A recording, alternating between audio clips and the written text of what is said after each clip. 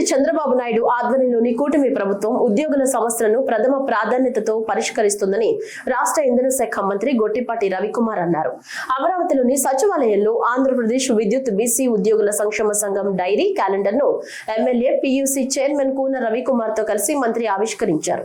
ఈ సందర్భంగా రవికుమార్ మాట్లాడుతూ ప్రజల్లో సంతృప్త స్థాయిలో పెరిగేలా విద్యుత్ ఉద్యోగులు విధులు నిర్వహించాలని సూచించారు.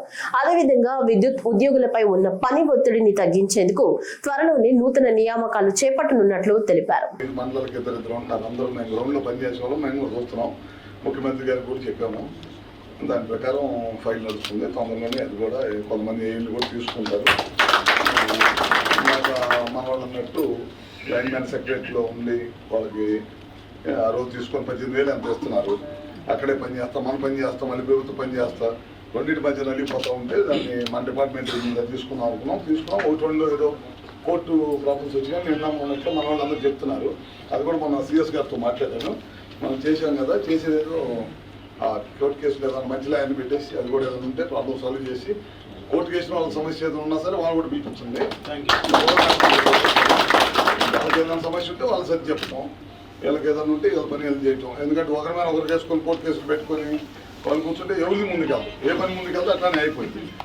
మనం చేస్తే ఏది అడుగు పడతాం, అది ఒకటి క్లీజ్ చేయాలి. అది 7,000 మందిని అబ్జర్వ్ చేసుకొని ఏళ్ళు కనుక వస్తే కొంతమేరకు బెటర్ అయిపోతాం, కింద పని జరిగిపోతూ ఉంటుంది. ఇవన్నీ ఉన్నాయి.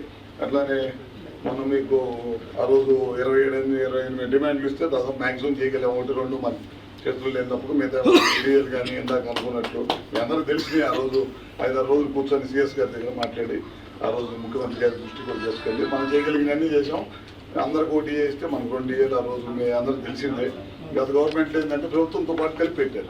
తర్వాత దాన్ని మళ్ళీ మన గవర్నమెంట్ వచ్చిన తర్వాత ముఖ్యమంత్రి గారి దృష్టికి తీసుకెళ్ళి సిఎస్ గారిని నేను కలిసి ఆ రోజు ఎలక్ట్రిసిటీ డిపార్ట్మెంట్ మొదటి నుంచి సపరేట్గా ఉంటుంది అని చెప్పి ఆ రోజు అది చెప్పించిన సంగతి కూడా మీ అందరికీ తెలిసిందే. అన్నీ కూడా ఇందాక అన్నట్లు రేపు వచ్చే టైంలో ముఖ్యమంత్రి గారి దృష్టికి తీసుకెళ్ళి